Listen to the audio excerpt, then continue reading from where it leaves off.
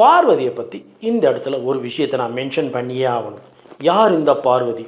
Feminism பேசும், பெண்மைக்காக போராடும் பார்வதி, பெரியார் பக்தை, பெரியாருடைய ஃபாலோவர்ஸ். நான் எப்பயுமே இந்த பெரியார் ஃபாலோவர்ஸ் இருக்காங்க பார்த்தீங்களா, அவங்களுக்கு டெட் எகெயின்ஸ்டான ஆள். ஏன்னா இந்த சொசைட்டியை கரப்ட் பண்ணுறவங்கள இந்த பெரியாரிஸ்ட்டு தாங்கிறத ஆழமாக ஆணித்தரமாக நம்புகிறவன் நான்.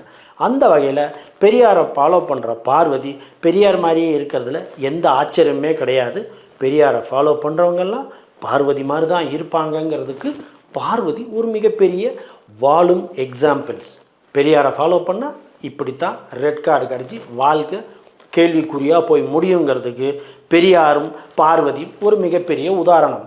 இவ்வளவு ஃபெமினிசம் பேசும் பார்வதி சாண்ட்ராவை கீழே பிடிச்சி தள்ளும் போதோ, திவ்யாவை அவ்வளவு வன்மமாக பேசும்போதோ, அரோராவை அவ்வளவு கீழ்த்தரமாக பேசும்போதோ எங்கே போச்சு இந்த ஃபெமினிசம்?